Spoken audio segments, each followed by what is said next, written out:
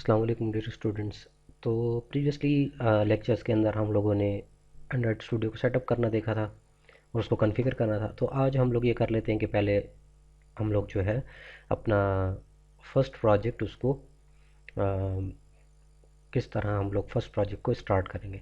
तो आपके पास जैसे ही एंड्रॉयड स्टूडियो ऑन करेंगे अगेन आपके पास ये विंडो ओपन होगी। तो यहाँ पर start a new Android studio project, इसके ऊपर आप क्लिक करेंगे। आपके पास अगेन वो एक पूरा सेटअप एक आ जाएगा आपके पास कि आपने क्या करना है। तो यहाँ पर ना आप के पास बहुत सारी चीज़ें हैं, ये मैं आपको साथ साथ बताता जाऊँगा कि इसके अंदर ये क्या चीज़ें हैं। ठीक है, तो इसमें हमारे पास अगर आप ब्लैंक से करना चाह रहे हैं तो नो एक्टिविटी, अगर इस तरह बेसिक एक्टिविटी अगर आपको एक ऐड करना चाह रहे हैं। एम्प्टी एक्टिविटी का ये होता है कि आपके पास अपनी मर्ज़ी से आप इसके ऊपर चीज़ें ऐड करते हैं। ठीक है, बॉटम नेविगेशन एक्टिविटी, जिस तरह आप लोगों ने अगर दराज डॉट पी के को देखा होगा तो उसके नीचे भी नेविगेशन आ रही होती है। इसी तरह फुल स्क्रीन एक्टिविटी हमारे पास होता है कि फुल स्क्रीन के ऊपर होती है। इस तरह अगर कोई आप लोगों ने गूगल ऐड की एक्टिविटी लगानी है, मैप की लगानी है, इस तरह लॉगिन की एक्टिविटी, ये सारी आपके पास अगेन अवेलेबल होती है। इसी तरह अगर आपने मास्टर चाइल्ड, ये बहुत एक अच्छा इसके अंदर ऑप्शन है मास्टर और डिटेल फ्लो के। हमारे पास साइड पे नेविगेशन होती है, उस पर क्लिक करते हैं हम लोग, नेक्स्ट उसके ऊपर चले जाते हैं। बहरहाल ये एक नेविगेशन ड्रॉर है। इसी तरह अगर कोई सेटिंग एक्टिविटी है तो ये मतलब इस तरह आप लोग यहाँ पे वो कर सकते हैं। जी हाँ, ये एक टैब एक्टिविटी रह गई थी। फ्रेगमेंट प्लस व्यू मॉडल ये होता है कि इसके अंदर हम लोग एक ही एक्टिविटी को मल्टीपल पोर्शंस के अंदर डिवाइड कर देते हैं। तो ये हमारे पास फ्रेगमेंट्स होती हैं। अगर हमें टाइम मिला तो हम लोग इसको ज़रूर देखेंगे।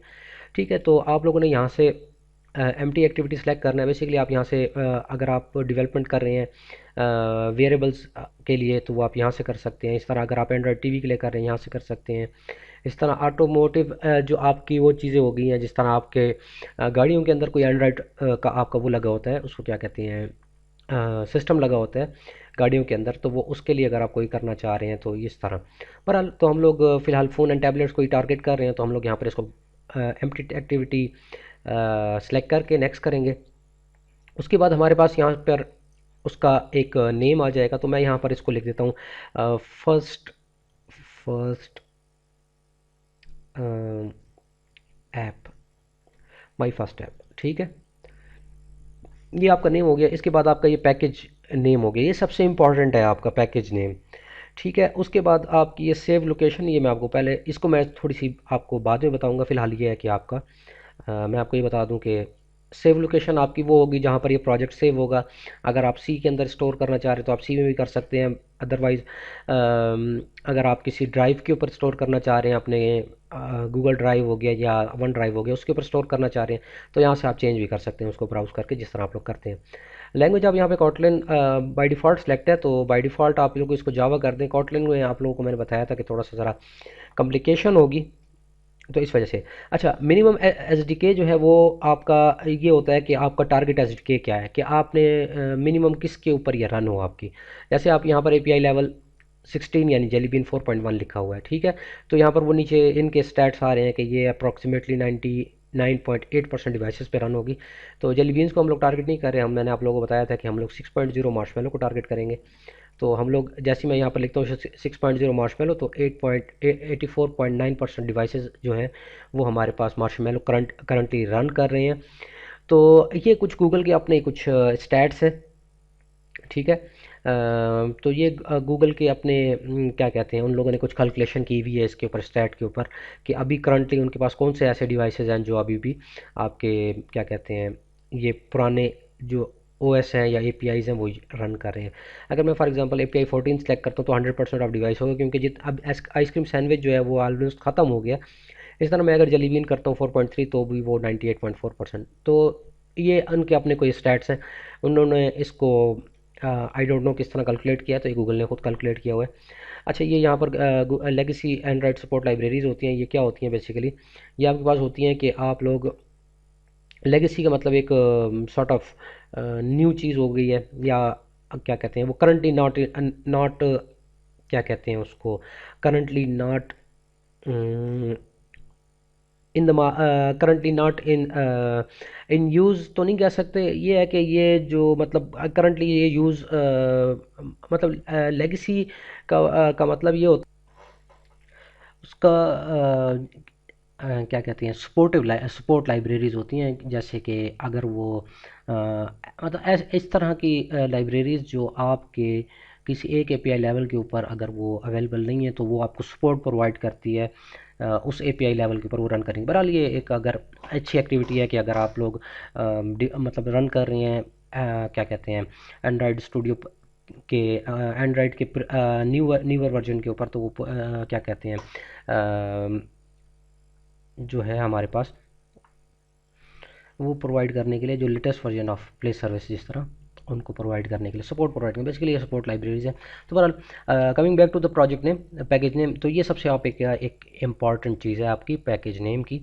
तो पैकेज नेम आपका क्यों इम्पॉर्टेंट है? पैकेज नेम इज़ आपका वो होता है आपका वो यूनिक आईडी होता है जिसके ऊपर अगर आप अपनी ऐप पब्लिश करते हैं तो वो गूगल प्ले स्टोर के ऊपर उस नाम से पब्लिश होती है। Let me show you some example. हाँ जी, तो ये मैंने प्ले स्टोर ओपन किया है इसके ऊपर ब्राउज़र के ऊपर, और उसके साथ में आप लोग मैंने फेसबुक ओपन किया, तो आप लोग यहाँ पर नोट कर सकते हैं जैसे com.facebook.com।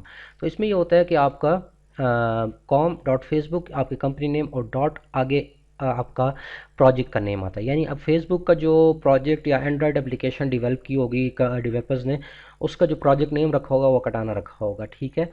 तो ये इस तरह हमारे काम है, मतलब ये इस तरह यूज़ होती हैं। तो बेसिकली कॉम के बाद आपका वो कंपनी नेम आ जाता है। आप यहाँ पे अपने कोई भी कंपनी नेम अगर देना चाहें तो वो दे सकते हैं।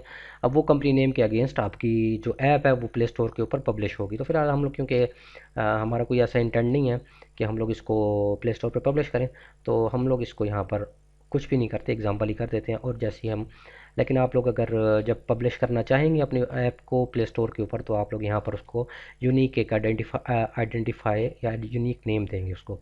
तो बहरहाल ये हमारे पास यहाँ पे लास्ट स्टेप था। मैं इसको जैसे ही फिनिश करूँगा मेरे पास यहाँ पे कुछ लोडिंग होगी और उसके बाद एंड्रॉयड स्टूडियो ओपन हो जाएगा, और उसके बाद हमारे पास प्रोजेक्ट ओपन हो जाएगा। तो मैं इसको फिनिश कर देता हूँ और देखते हैं कि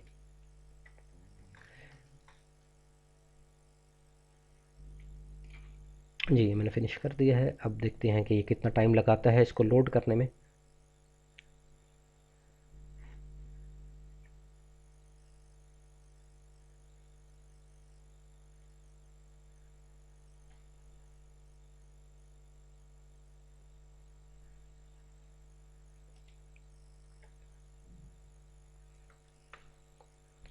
अच्छा जी, ये मेरे पास एक एंड्रॉयड स्टूडियो का फर्स्ट व्यू ओपन हो गया है, और उसके बाद हमारे पास जो नीचे जो जावा की या नेटबीन्स की या इक्लिप्स की सबसे बड़ी जो मुसीबत होती है वो इंडेक्सिंग की, तो वो इंडेक्सिंग अब स्टार्ट हो गई है। अब मेरे पास यहाँ पर इंडेक्सिंग तो बहरहाल कंप्लीट हो गई है।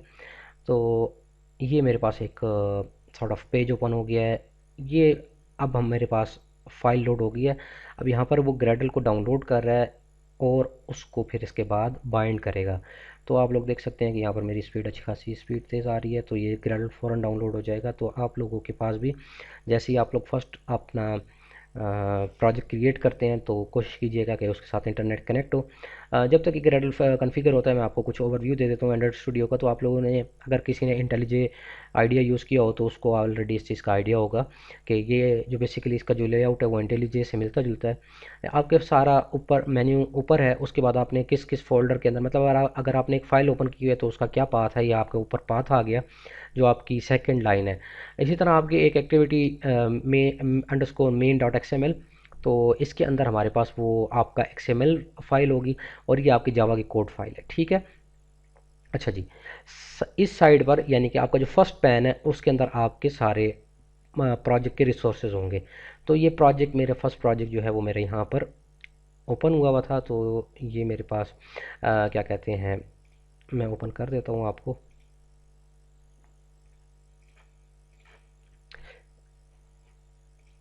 जी, ये मेरा प्रोजेक्ट कुछ ओपन हुआ हुआ था, जावा की फाइल ओपन हो गई है, ठीक है।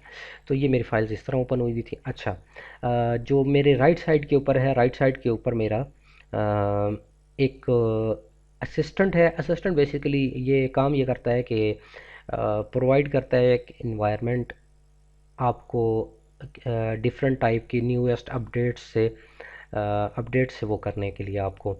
अपडेट बताने के लिए कि फॉर एग्जांपल इसमें हमारे पास जैसे ही आप लोग फर्स्ट टाइम स्टार्ट करेंगे तो जो एंड्रॉयड का जो ये वर्जन है उसके अंदर हमारे पास क्या न्यू चीज़ आई है।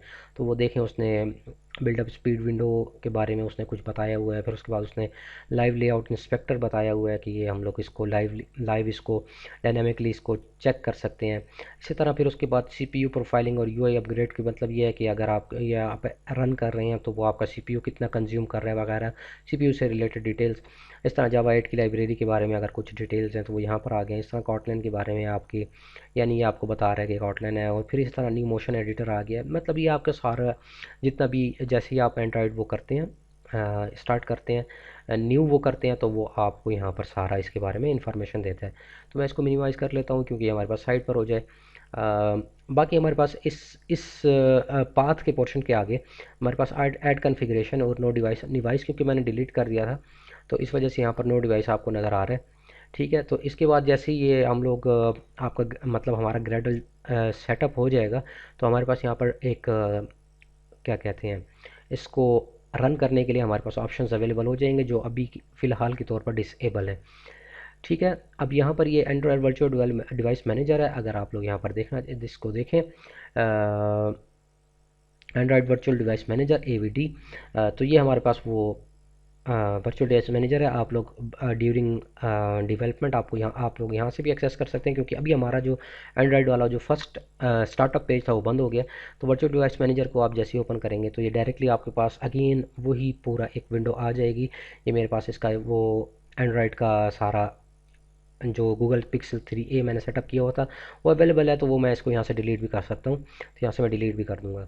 बाकी आपकी ये एक इसमें दो फाइल्स बहुत इंपॉर्टेंट होती हैं। एक आपकी मेन एक्टिविटी डॉट जावा की फ़ाइल होती है जिसमें आपकी टोटल कोडिंग होती है, और एक आपकी main activity underscore main dot XML file होती है। तो ये आपकी एक इम्पॉर्टेंट फाइल्स होती हैं दोनों। Main activity underscore main dot XML file के अंदर आपके सारा जो फ्रंट एंड या लेआउट होता है वो होता है, और आपके जावा के अंदर सारी कोडिंग होती है। तो जब तक ये ग्रेडल जो है कन्फिगर होता है, हम लोग इन फोल्डर्स को वन बाय वन ओवरव्यू कर लेते हैं कि इन फोल्डर्स के अंदर वन बाय वन क्या क्या चीज़ें हैं।